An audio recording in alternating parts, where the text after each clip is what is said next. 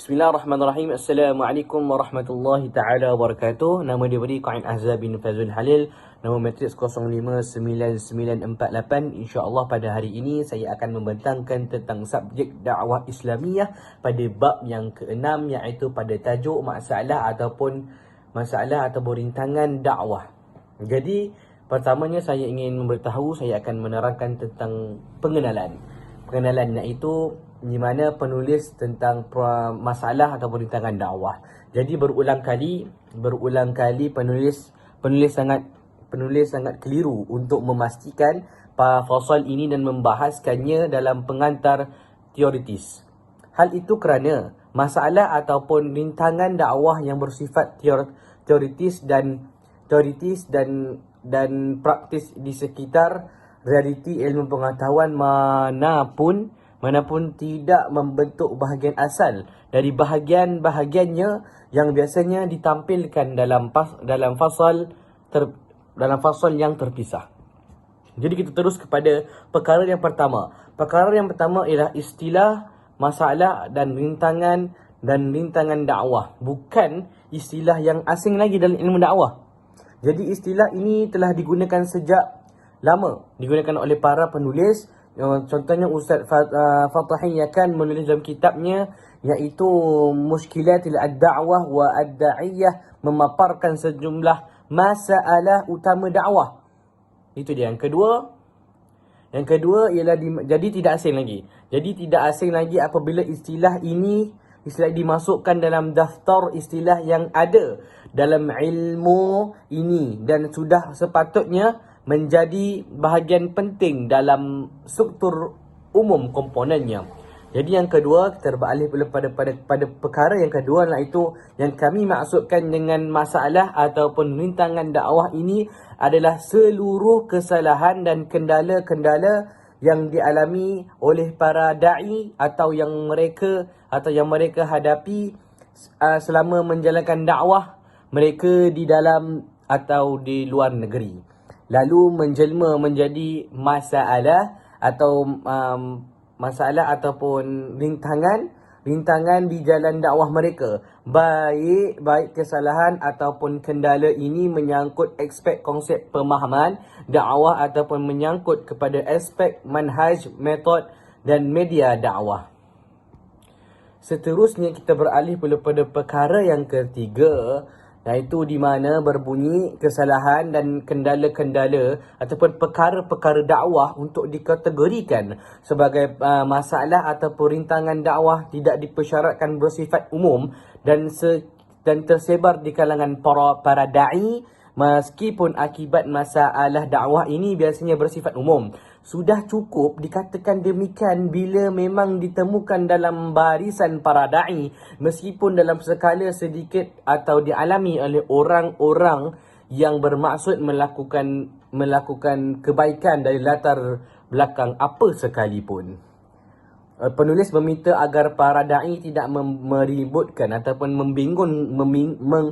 merisaukan urusan menetapkan permasalahan dakwah atau menolaknya serta solusi yang ditawarkan. Sekecil mana pun, apapun masalahnya, menurut perhatian pada masalah ini pasti bakal ada faedahnya ataupun ada kebaikannya.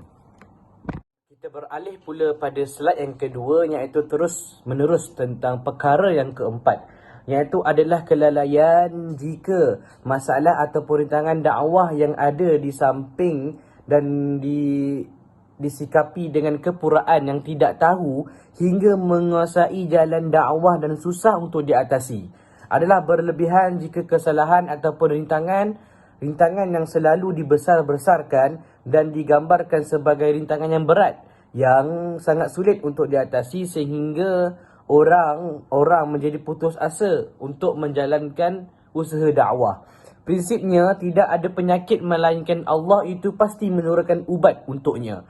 Para da'i harus bersungguh-sungguh dalam mengikut ataupun mengetahui dan mendiagnosiskan penyakit-penyakit dakwah dan mengerahkan segenap upaya untuk mengatasi dan mencari ubat yang tepat atau lebih mencari solusi yang tepat untuknya. Sesungguhnya urusan itu seluruhnya berada di tangan Allah Subhanahu wa ta'ala. Allah Subhanahu wa ta'ala berfirman, walladzina jahadu fina lanahdiyannahum subulana wa innallaha lama'al muhsinin. Dan orang-orang yang berjihad untuk mencari keridhaan kami, benar-benar akan kami tunjukkan kepada mereka jalan-jalan kami, dan sesungguhnya Allah Subhanahu wa taala benar-benar berserta orang-orang yang berbuat baik. Surah Al-Ankabut ayat yang ke-69. Seterusnya kita beralih pula kepada perkara yang kelima, iaitu para ulama dan da'i salafus soleh selalu memperhatikan dan memperbaiki kesalahan mereka dan pribadi mereka sebelum meluruskan kesalahan orang lain, iaitu sebelum memperbetulkan urusan orang lain ataupun kesalahan orang lain, mereka mensucikan hati mereka terlebih dahulu dan sebelum membetulkan hati orang lain. Cara-cara seperti ini ataupun kaedah seperti ini antara lain memudahkan mereka untuk meneladani ataupun untuk mengobati penyakit hati dan memecahkan permasalahan yang mereka hadapi. Mahu tidak mahu, kita harus kembali kepada jalan Allah Subhanahu wa taala, kepada manhaj yang para pendahulu kita dari kalangan salafus soleh dalam mengatasi dan menuntaskan ataupun membuang segala permasalahan dakwah. Jadi yang keenam ialah di antara tuntutan Al-Quran dan dalam mendiagnosiskan masalah dan rintangan dakwah dan mengungkap kesalahan-kesalahan adalah berevolusikan pada pribadi ataupun berevolusikan dengan mengembalikan pada diri sendiri sebelum mencari pada pribadi orang lain dan melayangkan celaan dan cemuhan pada mereka. Allah Subhanahu wa taala berfirman, "Wa ma asabakum mimma musibatin fabima kasabat aydikum wa ya'fu an katsir." Dan apa sahaja musibah yang menimpa kamu maka adalah disebabkan oleh perbuatan tanganmu sendiri, dan Allah Subhanahu wa taala memaafkan sebagai besar dari kesalahan-kesalahanmu. Surah Asy-Syura ayat yang ke-30. Seterusnya kita beralih pada slide yang terakhir, iaitu perkara yang ketujuh. Jadi perkara yang ketujuh ini ialah tentang dosa dan kesalahan yang mengharuskan taubat ataupun penyesalan, iaitu tidak terbatas kepada urusan akidah dan syariat sahaja, tetapi juga kadang-kala ditemukan juga dalam hukum hakam dakwah keluar dan menyimpang dari konsep yang benar tentang ajaran Islam adalah dosa. Menyeleweng dari prinsip dasar dakwah adalah kesesatan. Menghindari metod dakwah yang bijak dan menjauhi cara dakwah yang aman dan selamat, sekecil apapun itu, adalah kekeliruan. Semua hal ini perlu dievolusi dan ditaubat, ataupun perlu diubah ataupun perlu ditukar. Sedangkan kesalahan dalam manhaj dan metod seringkali menimbulkan kesalahan yang lain dan menyebabkan dampak ataupun impak yang buruk dan tidak elok. Yang seterusnya kita beralih pula kepada perkara yang ke-8, yang patut dicatat seseorang individu ataupun da'i adalah satu dakwah, institusi dakwah yang terkadang-kala tidak menyedari kesalahan sendiri dengan mudah. Pun jika sadar akan kesalahan ini, tidak mahu lantas mengatasi ataupun tidak mahu mengatasi dan mencari cara untuk menghilangkannya ataupun untuk memperbaikinya. Ini realiti yang umum terjadi sebagai akibat dari dekat dan seringnya kesalahan terjadi. Oleh itu, di sana mereka didudukkan lalu berdiskusi dengan tenang sambil bertukar pandangan atas kesalahan-kesalahan yang terjadi untuk kemudian sama-sama menyepakati langkah yang terbaik untuk solusi yang terbijak. Mereka para da'i ini berkumpul untuk membincangkan tentang masalah-masalah yang berlaku. Jadi hal ini perlu digalakkan kerana untuk membangkitkan kerja dakwah dari tergerincirnya menepis segala kekurangan-kekurangan dan meraih sisi-sisi positif. Allah Subhanahu wa taala berfirman, sesungguhnya Allah Subhanahu wa taala beserta orang-orang yang bertakwa dan orang-orang yang berbuat kebaikan. Surah An-Nahl ayat 128. Jadi yang terakhir kita beralih pula kepada perkara yang terakhir, iaitu yang ke-9. Iaitu melihat banyaknya permasalahan dan rintangan dakwah yang berbeza-beza.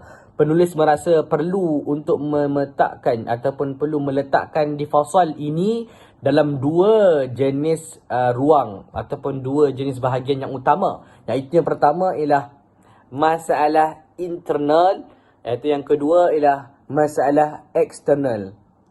Itu tanpa perlu membuat daftar ataupun tanpa membuat daftar urusan spesifik di antara seluruh permasalahan tadi dan tanpa mengetengahkan paparan objektif untuk setiap tawaran solusi dari setiap persoalan. Bila ada dua persoalan yang mirip dan memiliki satu perkara yang solusi yang sama, jadi mungkin akan penulis himpunkan pada satu tempat sahaja. Jadi yang terakhir, penulis akan mencuba menukilkan buku-buku yang ditulis tentang cara mengatasi masalah ataupun rintangan dakwah pada halaman berikutnya. Dan buku ini dari buku ini. Dan Allah Subhanahu wa taala Maha pemberi pertolongan dan kejayaan. Wallahu taala a'lam.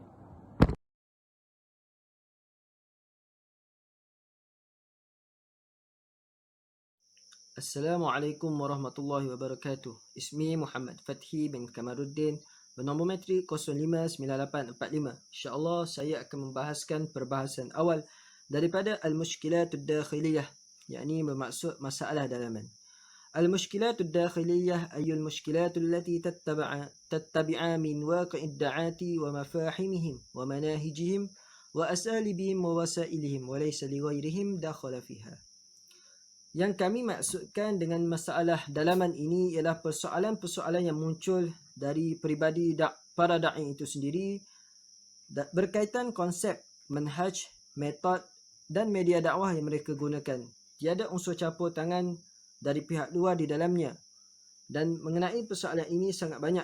Yang di antaranya ialah yang pertama, khata'u kathirun minad da'ati fi mafhumid da'wati al-islamiyah wa tahawwaluha 'inda kathirin minhum min da'wati rabbaniyah hadiyatan wa irsun nabawi syarif ila tanzimati hizbiyah wa syakliyati fariyah. Maksudnya banyak da'i yang salah faham dalam memahami konsep dakwah Islam. Terjadinya pergeseran pada kebanyakan mereka dari dakwah rabbani yang sejuk dan melanjutkan tuntunan Nabi sallallahu alaihi wasallam dalam organisasi politik dan kumpulan-kumpulan malfungsi. Pada masa yang sama, mereka melupakan konsep dakwah yang sebenarnya pada satu sisi dan terpengaruh dengan ajakan propaganda luar dan menampar pada satu lembaga-lembaga yang tertentu. Kedua, taqsiru katsirun minal muslimin fil qiyami biwajibid da'wati ila Allah wa tasawwuruhum ad-da'wati wazifatin tabaqatin makhsusatin minal ulama wal mutakhassisina fiha tanhasiru bihim wala 'alaqatu lahum biha. Tidak sedikit kaum muslimin yang melalaikan kewajipan berdakwah. Maksudnya ramai yang melalaikan kewajipan berdakwah ini sendiri. Dalam pandangan mereka, dakwah ialah tugas para ulama dan kalangan-kalangan tertentu sahaja seperti jemaah tabligh. Sama sekali tidak ada hubungan antara dakwah dengan kehidupan sehari-hari mereka. Pandangan seperti ini malah akan memperlambatkan pergerakan dakwah itu sendiri dan menutup peranan-peranan dakwah dari generasi-generasi yang akan datang. Sedangkan Allah Subhanahu wa taala telah berfirman dalam surah Al-Imran ayat 100, kamu adalah umat yang terbaik yang dilahirkan untuk manusia, menyuruh kepada yang ma'ruf dan mencegah dari yang munkar dan beriman kepada Allah Subhanahu wa taala. Sekiranya ahli kitab beriman, tentulah itu lebih baik bagi mereka. dan di antara mereka ada yang beriman dan kebanyakan mereka adalah orang-orang yang fasik. Sadaqallahul azim. Yang ketiga, qasru ba'd ad-da'ati maf'um ad-da'wati ala unsur wahid min anasiriha wa da'watihim ila al-'amali bihi wahdah. Sebahagian da'i membatasi konsep dakwah pada salah satu unsur dan mengajak dakwah untuk mengamalkan satu unsur itu sahaja. Wa inkaruhum ala man ya'malu bil anasir ad-da'wiyyah al-ukhra fad-da'watu 'inda ba'dihim tabligh faqat atau ta'lim atau siyasah. Mereka mengingkari pihak-pihak lain yang menggarap unsur-unsur dakwah yang lain yang selain daripada yang mereka kenakan. Bagi mereka dakwah ini sekadar menyampaikan ataupun mengajarkan ataupun dalam berpolitik. Hal semacam ini akan turut melemahkan kekuatan dakwah dan merosakkan komprehensi dakwah itu pada salah satu sisi dan menyebabkan beberapa da'i yang lain menjadi sasaran kritikan dan mendapat serangan dari pihak-pihak yang lain seperti agama lain. Yang keempat, seterusnya ialah ghaflatun kathirun min ad-da'ati wal ulama an haqiqat ilmi ad-da'wah wa asli nash'atihi wa hajatin nas ilaihi. Maksudnya banyak da'i dan para ulama sudah melalaikan hakikat ilmu dakwah, dasar kemunculannya dan perlunya umat dengan dakwah. Wa zanna kathirun minhum imkanil istighna'u anhu bil 'ulum asy-syar'iyyah al-ukhra wa nazartihim ila at-takhsisat ad-da'wiyyah bi annaha takhsisat muhaddithatan la hajatan ilaiha. Tidak sedikit dari mereka, yakni ramai daripada mereka, mengira bahawa sudah tidak memerlukan perangkat ilmu dakwah kerana sudah berpegang dengan pada ilmu-ilmu syariat yang lain. Mereka tidak merasakan kelebihan-kelebihan dakwah di era moden ini serta yang mementingkan kepakaran dan keahlian. Hal ini akan menyebabkan terhapusnya peranan utama dakwah dan menjauhkan ramai orang daripada mengkaji dan minat untuk mempelajarinya. Yang kelima, ghaflatu ba'd ad-da'ati 'an al-ifadati min as-sunan al-rabbaniyah الثابتة في حياة الدعوات أو ضعف تعاملهم معهم. Sebahagian da'i ini lalai dalam mengambil faedah dari tuntunan Rabbani dan petunjuk Nabawi dalam perilaku dakwah sendiri, dan lemahnya pergaulan mereka dengan khazanah dakwah para nabi dan ulama-ulama salaf terdahulu. Hal ini akan menyebabkan mereka mudah bersikap terburu-buru, mudah putus asa dan kecewa.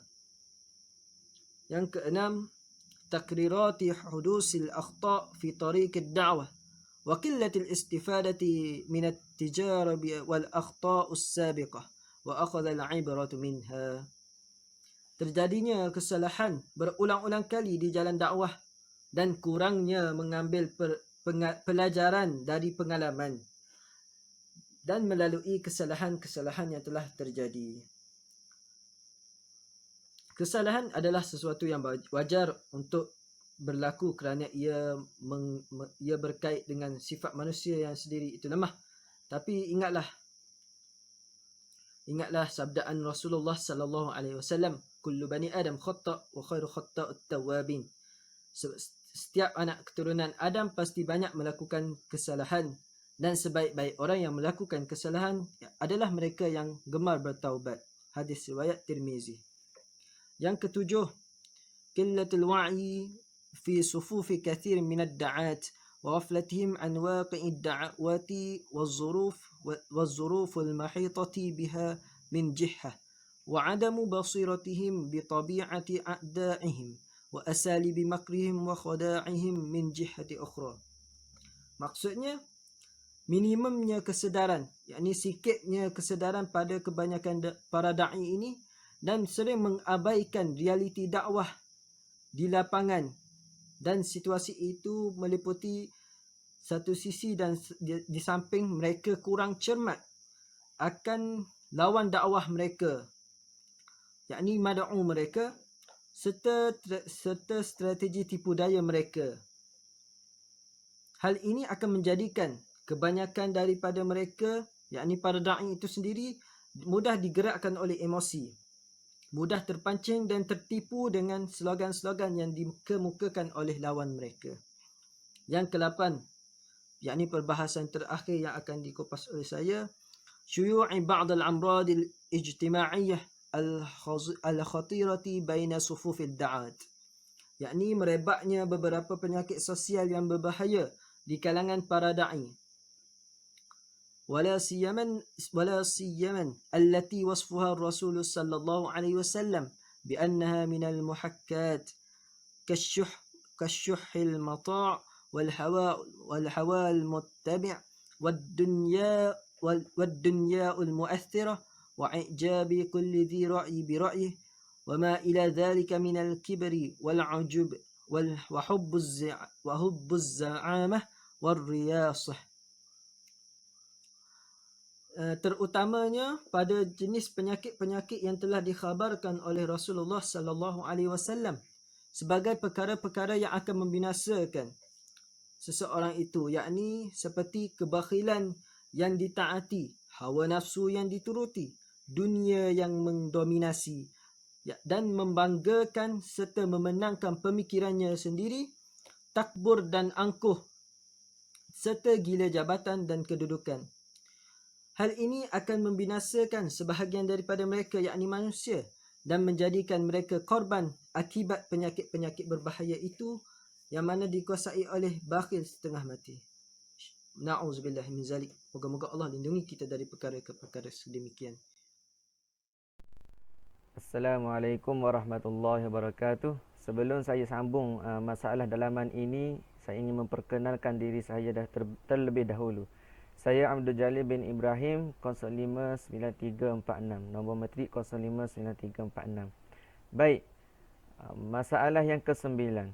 Syuyu'uz zahirah al-infisal al-ilmi 'anil amal wal fiqrah 'anit tatbiq indi kathir minad da'at.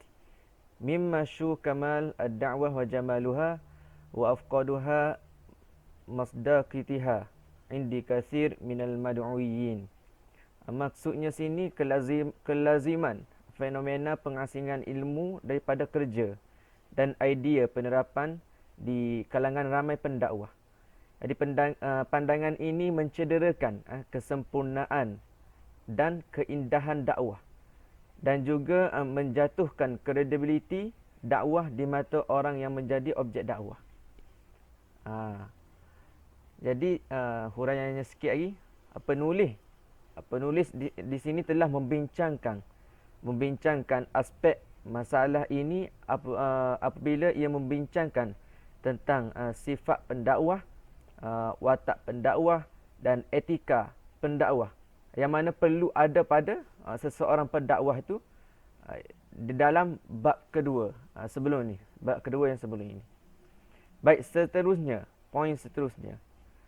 Syuyu'uz zahirah al-infisal al-fiqh 'anil fikri fi sufufi ad-da'ati mimma ja'ala kathiran min ad-da'ati yajhaluna ahkam dinahum wa waza'a ulama al-ummah wal 'amilin fiha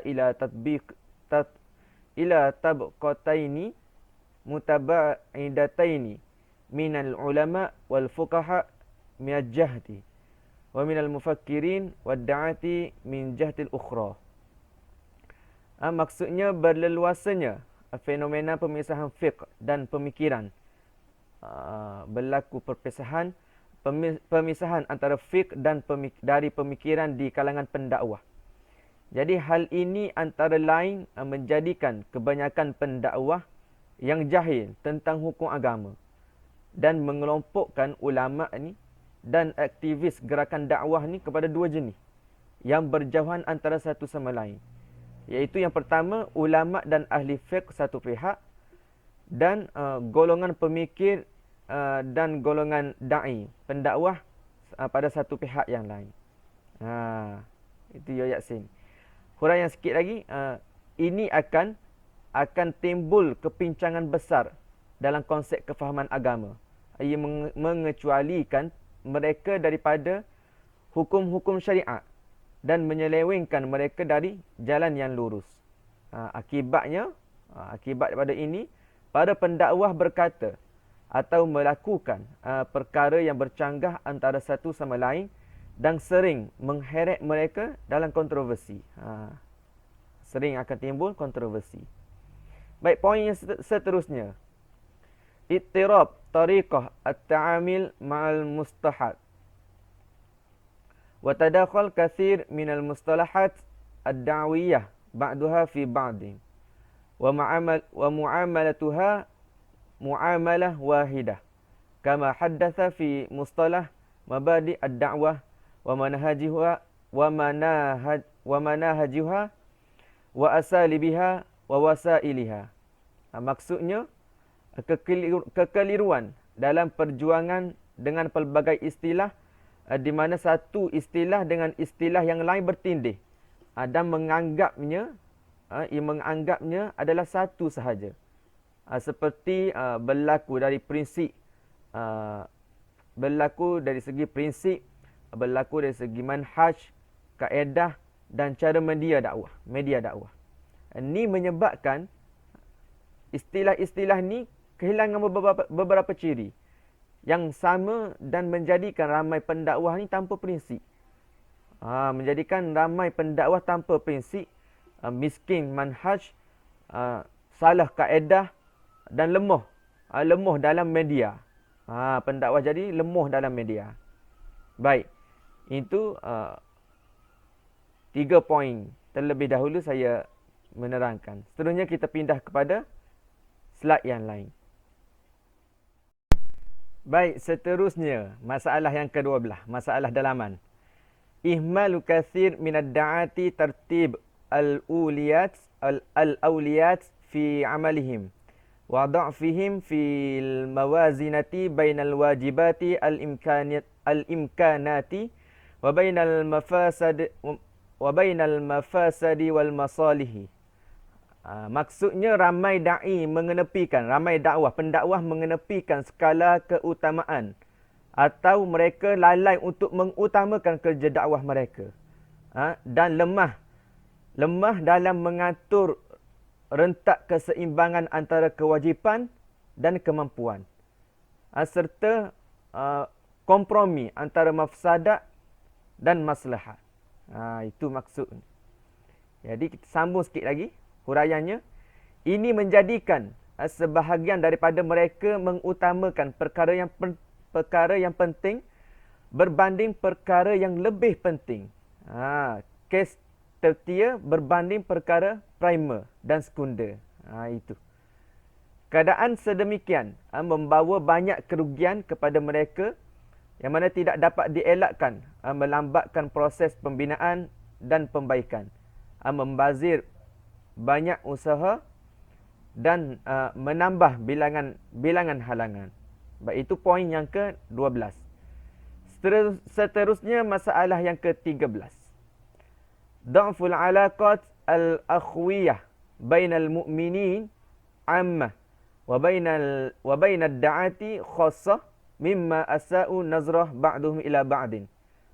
Maksudnya lemahnya ikatan persaudaraan antara saudara seagama amnya dan sesama pendakwah khususnya. Jadi keadaan ini ia menyebabkan mereka berpandangan negatif antara satu sama lain dan mempunyai prasangka buruk antara satu sama lain. Ini masalah dalaman para pendakwah. Malah ia menyebabkan mereka saling menuduh, yang ni kafir, yang ni sesat, yang tu sesat dan sebagainya. Jadi kuasa mereka berselerok, hati dan fikiran berjauhan, dan tambah lagi dengan sikap mereka ni saling bercanggah antara satu sama lain. Baik, itu poin yang ke-13. Seterusnya poin yang ke-14. Intisyarun nazrah al-khati'ah ila ta'dadiyah al-ilmiyah wal amaliyah fil amal al-islami wa isaati fahmu al-khalaf bainal muslimin wal ghaflati 'an tabi'atihi wa asbabihi. Maksudnya, penyebaran pandangan yang salah tentang pluraliti, kepelbagaian, baik pada peringkat teori maupun praktikal dalam dakwah Islami, dan juga kesilapan dalam memahami kesalahan sesama umat Islam, disertai dengan kelalaian mengetahui hakikat dan puncanya. Kita sambung sikit lagi huraian. Jadi keadaan ini ia menyedihkan. Ia menyedihkan ini membantu memisahkan saf mereka dan menjadikan orang-orang yang sepatutnya ini bekerjasama menjadi kumpulan yang bergaduh dan bergaduh sesama sendiri, serta mengukuhkan sifat mementingkan diri para pendakwah. Ini beratnya masalah dalaman para pendakwah. Baik. Seterusnya, tafarraqa kalimah ahla al-hal wal aqd fil ummah wa tawazza'u al-muslimin bainal qiyadati at-tabi'iyyati mutamathilati bil ulama wal fuqaha wa baina qiyadati tanzimiyati mutamathilah biz'ama warru'usa. Maksudnya, perpecahan antara ulama yang menjadi kunci keputusan dan tokoh pemersatu umat Islam ditambah pula dengan perpecahan umat Islam antara tokoh agama yang diwakili oleh ulama dan para fiqh dan tokoh kerajaan seperti presiden dan perdana menteri. Jadi pada ketika tu umat ni sangat perlukan perpaduan, terutamanya dalam keadaan berhadapan dengan musuh mereka sendiri. Jadinya keadaan ini telah menyumbang kepada mempertajamkan jurang permusuhan antara satu sama lain. Ia menghancurkan kerja keras mereka dan juga mengheret seluruh umat dalam situasi yang sukar dan keputusannya yang bercanggah. Baik, seterusnya poin yang ke-16. Da'fu i'timadi al-muslimin 'ala Allah Azza wa Jalla wa tawakkaluhum 'alaihi wa i'timadi kathir min ad-da'ati 'ala al-asbab al-madiyah wal quwwa bashariyah mimma ad'af thiqah al-ummah bansarallah wa awqa'a kathiran min ad-da'ati fi shabaki a'daihim wa jarrihim ila tabi'iyyati lahum. Maksudnya, lemahnya pergantungan umat Islam kepada Tuhan yang Maha Esa dan kepercayaan mereka kepadanya lemah, dan kebergantungan banyak pendakwah kepada sebab-sebab materia dan kekuatan manusia. Jadi ini yang melemahkan keyakinan bangsa terhadap pertolongan Allah, dan menyebabkan ramai pendakwah ini terjerumus ke dalam pukat musuh. Pendakwah ni terjerumus ke dalam pukat musuh mereka dan menyeret mereka menjadi tunduk kepada mereka. Ini berat. Beratnya masalah dalaman ini para pendakwah. Baik, seterusnya. Poin tawakkal kathir minal muslimin wa ihmalihim al-akhadhu bil asbabi al-madiyati wa ihjamihim an dirasati al-ulum at-tajriyati at-tajribiyati ba'da an kanu asatizati al-alim fiha Maksudnya sikap pasrah tanpa usaha dan keengganan kebanyakan umat Islam ini mengambil pelbagai cara dan usaha serta keengganan mereka untuk mempelajari ilmu-ilmu gunaan setelah mula menguasai dunia dari segi ilmu-ilmu tersebut. Padahal pada hari ini ilmu sebegini ni merupakan salah satu ciri utama zaman moden kerana ia kini dikenali sebagai era persaingan sains.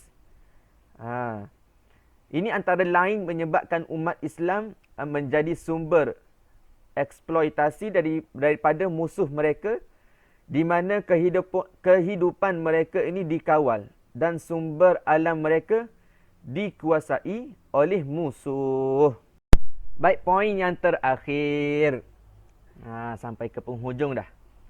Ihmalu masyari' al-iqtisadiyati al-istithmariyati al-maghtiyah lahtiyajat ad-da'wah al-islamiyah wa mutatallabatuha al-madiyah al-kathirah wa i'timadi ad-da'a fi tilka mutatallibat wa saddu tilka al-hajat ala amwal tatawwu'u wa saraqat al-aniyah al-mahdudah.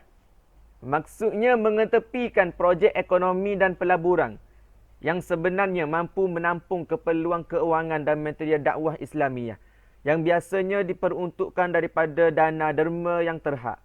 Jadi ini antara lain menjadikan umat Islam ni lemah dari segi keuangan dan tewas serta terjerumus ke dalam krisis ekonomi yang teruk. Akibatnya mereka menjadi sasaran gerakan dakwah dan kristianisi dan sering menjadi objek tekanan daripada orang luar yang tidak dapat mereka lawan. Jadi setakat itu dulu daripada saya. Kita sambung kepada pembentang yang seterusnya. Wallahu ta'ala a'lam. Assalamualaikum warahmatullahi wabarakatuh. Bismillahirrahmanirrahim. Baiklah, kita akan pergi kepada poin yang seterusnya, iaitu mengenai mu'allim fi tariqi mu'ajalah mashkalat dakhaliyah, iaitu cara-cara mengatasi masalah dalaman dakwah. Okey, baiklah. Apabila menerangkan beberapa masalah dan kesilapan yang berlaku semasa berdakwah. Dalam perbincangan-perbincangan sebelum ini, penulis telah menunjukkan beberapa penyelesaian dan penulis juga menyebut pelbagai sebuah buku yang boleh dirujuk untuk menyelesaikan banyak masalah dakwah. Tetapi masih terdapat tanda-tanda umum dan langkah terbaik dalam mengatasi masalah dakwah secara umum atau istimewa. Perkara ini ingin penulis huraikan dalam perbincangan ini supaya tanda boleh menjadi panduan dalam menyelesaikan pertikaian permasalahan dakwah dan pencetus kajian ilmiah mengenainya. Okey, baiklah, kita terus kepada poin yang pertama, iaitu i'tiraf bil akhta' wal i'tiqad bi annaha mashkalan mu'assirah, iaitu maksudnya akui kesilapan dan percaya kepada mereka sebagai masalah utama dan halangan nombor satu dalam menempuh jalan dakwah. Penting juga tidak memandang rendah bahaya dan kesan negatif. Allah SWT berfirman yang bermaksud demi jiwa dan kesempurnaannya, iaitu ciptaan, lalu dia mengilhamkan baginya jalan kejahatan dan ketakwaannya. Sesungguhnya beruntung orang yang menyucikan jiwa dan sungguh rugi orang yang mengotorinya. Surah Asy-Syam. Kita pergi kepada poin yang kedua, iaitu hasarul akhta' wa tertib mashkalat, iaitu maksudnya meminimumkan ralat dan menyusun senarai masalah utama. Kemudian buat skala keutamaan dan jadual masa untuk diutamakan masalah yang perlu diatasi secepat mungkin. Okey, kita terus kepada poin yang ketiga, al-amal al-jad ala jihah wa majahidah nafsi fi sabili takhlis minha wasabru ala zalik, iaitu maksudnya serius dalam menyelesaikan masalah dan cuba sedaya upaya untuk menyelesaikan masalah walau apapun dan bersabarlah dalam mengerjakannya. Allah SWT berfirman yang bermaksud, dan orang-orang yang berusaha mencari keredaan kami, sesungguhnya kami akan menunjukkan kepada mereka jalan-jalan kami. Sesungguhnya Allah berserta orang yang berbuat baik. Surah Al-Ankabut ayat 69. Seterusnya, poin yang keempat, al-ihtimam bitarbiyah as-sahihah al-matawazinah, iaitu yang maksudnya memberi perhatian kepada pendidikan Islam yang betul dan seimbang, dan meletakkannya sebagai batu loncatan utama dalam mengatasi sistem isu dakwah dalaman. Kemudian mengembalikan masalah kepada sumber utama pendidikan, iaitu Al-Quran dan As-Sunnah. Berpegang kepada arahan dan manfaatkan buku-buku yang dirujuk. Maka inilah dakwah. Kita pergi kepada poin yang kelima, iaitu Abi Mu'ajalah Al-Amrad Al-Ijtimaiyah Al-Khatirah Fi Sufufi Da'ah Anfusihim, yang bermaksud mulakan dengan mengatasi gejala sosial yang berbahaya di kalangan pendakwah sendiri. Okey, kedua-dua jenis 3 perkara memusnahkan atau sebagainya, kemudian letakkannya dalam senarai keutamaan urutan teratas untuk pengendalian segera ditangani, jangan diketepikan atau dengan menangani permasalahan hal-hal lain atau hal ehwal awam rakyat dahulu, sebagaimana petunjuk yang diajar oleh Rasulullah, yang bermaksud sehinggalah apabila kamu melihat ada sifat bakhil yang ditaati, maka ada hawa nafsu yang dituruti, ada dunia yang lebih utama daripada akhirat, dan ada rasa takjub bagi setiap orang yang berfikir pendapat dia, maka pada masa itu jaga diri, pergi urusan orang biasa, iaitu orang yang tidak faham agama. Riwayat At-Tirmizi, Abu Daud dan Ibnu Majah. Terus kepada poin yang seterusnya, poin yang keenam, al-amal ala tashih al-mafahim wal manhaj wal aslib ad-da'wah fi du'i tamkiniha al-masadir mu'tamidah, yang bermaksud berusaha meluruskan konsep, manhaj dan kaedah dakwah berdasarkan sumber berwibawa yang boleh dipercayai. Susun set semula kepada yang sihat, iaitu corak pemikiran, agar dapat menyelesaikan keaslian dan kontemporari serta merumuskan peraturan yang jelas untuk pemikiran Islam yang lurus. Seterusnya, poin yang ketujuh, iaitu lil istifadah min jami' ahlil khairat wal kafa'ah fi hazal murmar, yang bermaksud manfaatkan pakar yang menguasai bidang ini dan merujuk kepada penyelesaian yang dinyatakan oleh ulama Arabani dan pakar berpengalaman dari zaman dahulu hingga era semasa. Dan poin yang terakhir, at-ta'awun as-sadiq fi sabili ala jihad baina di'ah wa aqad akhawat khasah lizalik ala mustawa al-afrad al-amilin, iaitu yang bermaksud bekerjasama dan dalam menyelesaikan masalah-masalah dalaman dakwah di kalangan pendakwah itu sendiri. Seorang yang beriman adalah cermin saudaranya, dan perumpamaan dua bersaudara bila berjumpa bagaikan dua tangan saling membersihkan antara satu sama lain. Jadi sekian, itu sahaja antara cara-cara dalam mengatasi masalah dalaman dakwah. Seterusnya, poin yang seterusnya insya-Allah akan dikongsi oleh saudara Wafiq. Terima kasih. Assalamualaikum warahmatullahi wabarakatuh. Saya Ahmad Wafiq bin Saiful Fazad, nombor matrik 059450. Saya akan menyambung perbincangan berkaitan cara-cara mengatasi masalah internal dakwah. Masalah internal maksudnya masalah dalaman dakwah. Yang kesembilan, meruntuhkan tembok-tembok dan sekatan pergaulan di peringkat individu da'i. Kemudian anjurkan acara dakwah secara terbuka untuk mencapai solusi yang terbaik dan sesuai. Beberapa tokoh utama dakwah kembali kepada masalah dakwah yang masih wujud sehingga kini di kalangan para da'i, ialah yang dinamakan egoisme individu dan egoisme kelompok. Cara yang ke-10, berusaha merealisasikan kesatuan saf dengan merealisasikan kesatuan emosi sesama pendakwah dan kesatuan fikiran dan idea. Di samping itu, rapatkan saf dengan memupuk rasa cinta sesama sendiri. mengunjungi, berkomunikasi dan tekun bermusyawarah. Yang ke-11, memenuhi institusi agama tinggi dengan ulama yang bijak dan berwawasan ilmu agama, di mana suara mereka akan didengari oleh orang ramai dan mudah untuk memberi nasihat kepada mereka.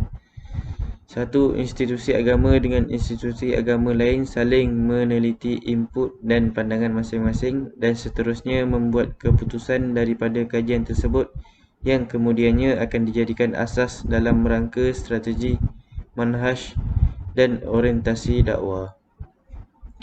Berapa ramai pemimpin agama dan pemimpin yang berilmu dan berpengalaman luas sebenarnya sibuk mengurus hal peribadi sendiri atau ketandusan potensi kerana terlalu sibuk melakukan tugas biasa secara umumnya. Cara yang ke-12 ialah melakukan penilaian berterusan terhadap prestasi dakwah yang telah dibuat, menghuraikan perancangan langkah demi langkah menggunakan kaedah dakwah, memantapkan kemudahan media, menyempurnakan kekurangan dan membetulkan kesilapan. Tanpa itu semua, pelaksanaan dakwah tidak boleh dikatakan sebagai amal soleh yang dengannya orang-orang beriman dijanjikan kemenangan dan penguasaan. Sebagaimana firman Allah yang bermaksud, dan Allah telah berjanji kepada orang-orang yang beriman di antara kamu dan mengerjakan amal soleh bahawa Dia sungguh-sungguh akan menjadikan mereka berkuasa di bumi, sebagaimana Dia telah menjadikan orang-orang sebelum mereka berkuasa. Surah An-Nur ayat 55. Tanpanya, pelaksanaan dakwah tidak akan selaras dengan jalan dakwah yang ditempuh oleh Rasulullah SAW, sebagaimana yang diterangkan dalam Al-Quran. Surah Yusuf ayat 108 yang bermaksud, katakanlah, inilah jalan agamaku, aku dan orang-orang yang berazam menyeru kamu kepada Allah dengan bukti yang nyata. Yang ke-13, mengadakan projek-projek ekonomi dan pelaburan berskala besar yang mampu memenuhi keperluan kewangan dakwah yang mapan, dan sekiranya para pendakwah tidak lagi meminta upah dan sedekah, serta membebaskan mereka daripada pelbagai tekanan hidup. Ini seperti yang dilakukan oleh beberapa institusi dakwah moden seperti Al-Hay'ah Al-Khairiyah Al-Islamiyah Al-Alamiyah di Kuwait, Hay'ah Al-Istighasah Al-Islamiyah di Arab Saudi, dan organisasi derma Islam yang lain untuk menyelesaikan masalah kewangan ini. Yang ke-14, mintalah pertolongan kepada Allah Subhanahu Wa Taala dan bertawakal dengan sepenuh hati kerana Dialah yang Maha Kuasa atas segala sesuatu. Allah berfirman dalam surah At-Talaq yang bermaksud, surah At-Talaq ayat 3 yang bermaksud, dan barang siapa bertawakal kepada Allah, nescaya Allah akan mencukupkan keperluannya. Sesungguhnya Allah melaksanakan urusan yang dikehendakinya. Dan firman Allah dari surah Hud ayat 123, dan kepadanya lah dikembalikan segala urusan, maka sembahlah Dia dan bertawakallah kepadanya. Dan masih banyak lagi tanda-tanda dan saranan umum yang dapat dilihat oleh para pendakwah, aktivis dakwah dan pihak-pihak yang mementingkan hakikat dakwah Islamiah masa kini. Sekian saja dari saya. Assalamualaikum warahmatullahi wabarakatuh. Assalamualaikum warahmatullahi wabarakatuh. Ismi Nu'ari Syamsuddin bin Syahruddin. Baiklah, kita akan teruskan dengan Al-Mubhas Al-Thalith, Al-Mashkalah Al-Kharajiyah, iaitu masalah-masalah sana. Masalah sana ni terbagi kepada dua, iaitu yang pertama, makrul a'da'i al-mustamir bil muslimin wa kaiduhum lahum wa takhbituhum ad-da'imu lil qada'i 'ala ad-da'wah al-islamiyah, wa huwa sunnatun min Allah al-thabitatu fi hadhihi al-hayat wa mu'allimu min ma'alim as-sira'i bain al-haq wal batil fi tarikh da'wah. Yang bermaksud, yang pertama, tarikh dan tipu daya yang berterusan terhadap umat Islam dan rancangan jahat untuk membunuh gerakan-gerakan dakwah Islam. maka telah menjadi sunnatullah dan ketetapan Allah bahawa kebenaran dan kebatilan akan sentiasa berselisih sepanjang sejarah dakwah. Allah Subhanahu Wa Taala berfirman dalam ayat yang berikut, iaitu wa yamkuruna wa yamkurullah wallahu khairul makirin, pada surah Al-Anfal ayat 30, yang bermaksud maka mereka menyangka tipu daya dan Allah menggagalkan tipu daya itu, dan Allah adalah sebaik-baik tipu daya. Dan Allah juga ada berfirman dalam surah As-Saba yang bermaksud tidak sebenarnya tipu daya kamu pada waktu malam dan siang, iaitu yang menghalangi kami ketika kamu menyuruh kami supaya kami kafir kepada Allah dan menyekutukannya. Selain itu, Allah berfirman juga dalam surah Ibrahim pada ayat 46, dan sesungguhnya mereka telah melakukan tipu daya padahal Allah telah mengetahui dan akan membalas tipu daya mereka, dan sesungguhnya tipu daya mereka tidak mampu melenyapkan gunung-gunung. Dan seterusnya lagi, Allah juga berfirman dalam surah Ar-Ra'du pada ayat yang ke-42 yang bermaksud, dan sesungguhnya orang-orang kafir sebelum mereka, yakni orang-orang kafir Mekah, telah mengadakan tipu daya, tetapi semua tipu daya itu ada padanya kekuasaan Allah. Dan Allah juga berfirman pada surah At-Tariq ayat 15 hingga ayat 17 yang bermaksud, sesungguhnya orang-orang kafir itu sedang merancang tipu daya yang jahat, dan aku membuat tipu daya yang jitu, kerana itu berilah penangguhan kepada orang-orang kafir itu, yakni berilah mereka tempoh untuk sedikit waktu. Seterusnya kita teruskan dengan masalah eksternal yang kedua, yakni ta'awanul a'da'i fima bainahum ala tatbiqil makri wa tanfidhi tilkal mukhattati wa tad'ihim 'alal muslimin, yakni yang bermaksud musuh-musuh dakwah bekerjasama melakukan penipuan dan melaksanakan rancangan jahat dan serangan mereka terhadap kaum muslimin. Allah juga ada berfirman dalam surah An-Naml pada ayat 48 sehingga 53 yang bermaksud, dan di dalam negeri itu ada 9 orang lelaki yang membuat kerosakan di bumi, sedang mereka tidak melakukan kebaikan. Mereka berkata, bersumpahlah kamu dengan nama Allah bahawa kita pasti akan menyerang Nabi Saleh AS bersama keluarganya, kemudian kita akan mengatakan kepada warisnya bahawa kita tidak mengetahui berkenaan kematian keluarganya itu, dan sesungguhnya kita orang yang benar. Dan mereka membuat tipu daya, namun kami juga menyusun tipu daya, sedang mereka tidak menyedarinya. Maka perhatikanlah bagaimana akibat daripada tipu daya mereka, bahawa kami membinasakan mereka dan kaum mereka semuanya. Maka rumah-rumah mereka runtuh kerana kezaliman mereka. Sesungguhnya demikian itu benar-benar terdapat tanda kekuasaan Allah Subhanahu Wa Taala bagi orang-orang yang mengetahuinya, dan kami selamatkan orang-orang yang beriman dan yang bertakwa.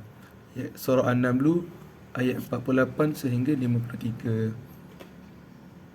Dalam hadis Rasulullah sallallahu alaihi wasallam bersabda, hampir-hampir orang-orang, yakni selain orang Islam, telah berkumpul, iaitu bersubahat terhadap kamu sebagaimana perhimpunan orang-orang yang makan menghadap dulang-dulang makanan mereka. Kemudian seseorang bertanya, adakah sedikit di antara kami pada masa itu? Baginda menjawab, tidak.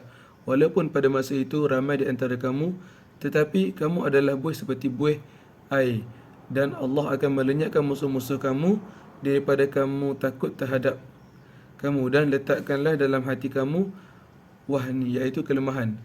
Lalu seorang bertanya, wahai Rasulullah, apakah wahnu itu? Beliau menjawab, cinta dunia dan takut mati.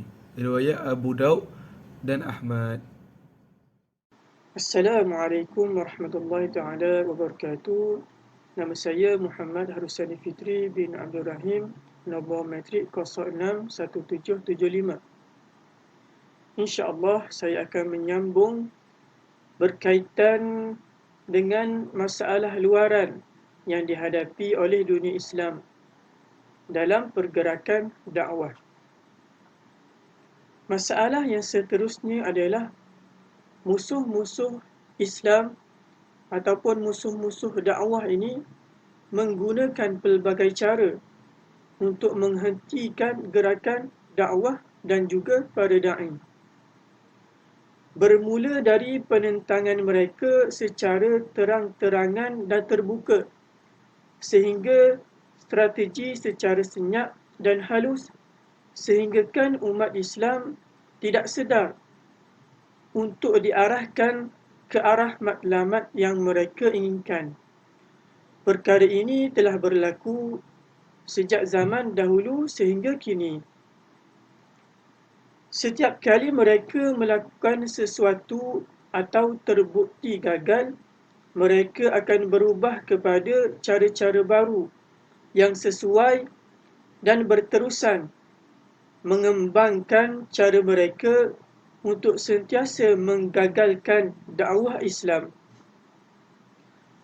Masalah yang terakhir iaitu modal besar dan kekuatan kewangan yang mereka miliki di samping penguasaan sains moden dan kajian saintifik dalam merealisasikan matlamat mereka.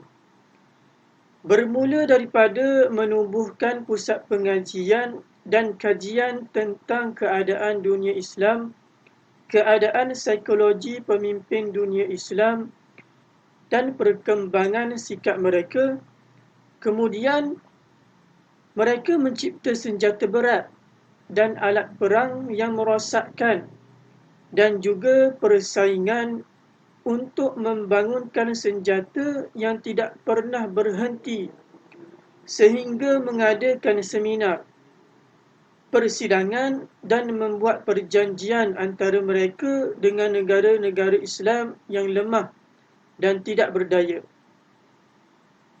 Jadi selain daripada perkara yang disebutkan tadi, terdapat banyak lagi beberapa masalah dan halangan luaran yang dihadapi oleh dunia Islam dan akan membantutkan pergerakan dakwah Islamiyah. Assalamualaikum warahmatullahi wabarakatuh. Saya Muhammad Rahman bin Nur Hisham akan menerangkan tentang Al-Ma'alim Ammah fi Tariq ala Jihad, iaitu penyelesaian bagi masalah luaran.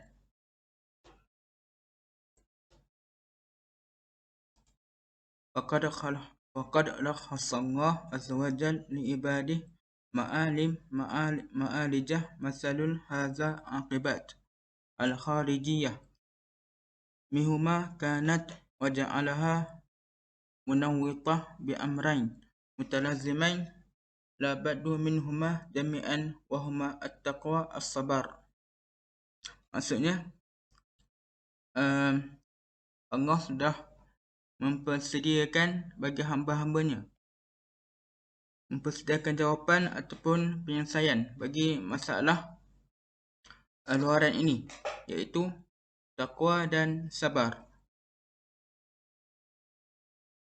At-taqwa laysat at-taqwa allati yatahaddatsu anha al-Qur'an wa ya'muru biha wa yakuruha ala masami'una kalimatu tuqal au da'wah tud'a wa innama hiya halah nafsiyah khassah tu'rifu bi asariha wa muzahiriha. Maksudnya takwa itu bukanlah sekadar dibicarakan oleh Al-Quran dan bukan sekadar untuk didengari saja, tapi ia merupakan kondisi jiwa ataupun kondisi hati yang mana takwa dapat menzahirkan tanda-tandanya melalui tubuh badan seorang. Mazahirut taqwa fi mawajiha al-aqibat wa alamiha. Petanda seseorang itu bertakwa adalah tandanya ialah ikhlas. Al-ikhlas al-mu'min Allah Azza wa Jal fi niyati wa qawlihi wa amalihi wa jami'i syu'winih. Fal-ikhlas huwa alladhi yaqi al-a'mal min an tahbitu wa tudi'u asariha. وهو الذي يقي صاحبه من كيد أعداؤه له في الدنيا وهو الذي بقي صاحبه من النار في الآخرة. Maksudnya keikhlasan seorang mukmin kepada Allah dengan niatnya, perkataannya dan amalannya dapat menyelamatkan dia daripada amalan yang sia-sia, dan ikhlasnya juga dapat menghindari ancaman-ancaman musuh, dan juga ikhlas ini juga dapat menyelamatkan pemiliknya daripada azab neraka.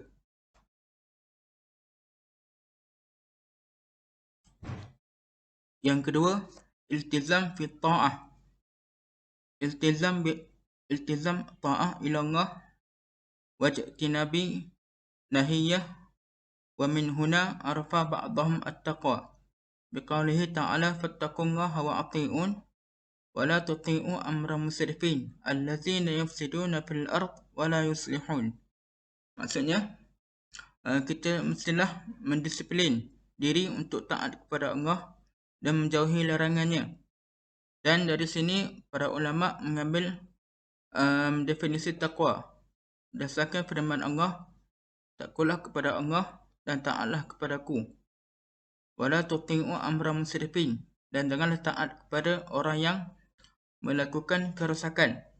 Allazina yufsiduna fil ard, yang mana mereka melakukan kerosakan di bumi ini. Wala yuslihun, dan mereka tidak pernah berbuat baik. Yang ketiga, at-tawasi bil haqq. Tawasi bainal mu'minin bil haqq wa tabadulun nasihah wasyura fima bainahum wa ta'muru bainahum bil ma'ruf wa tanahi anil munkar. Maksudnya, orang beriman mestilah saling menasihati dengan kebenaran dan saling bertukar nasihat dan bermusyarat di antara mereka, dan menyuruh mereka melakukan kebaikan dan mencegah daripada kemungkaran. Fil hadis qala Rasulullah an awwala ma dakhalan naqsu ala bani Israel bitarakahum at-tanasih wal amru bil ma'ruf wan nahi anil munkar. Dalam hadis Nabi bersabda, sesungguhnya awal kerosakan Bani Israel adalah mereka mula meninggalkan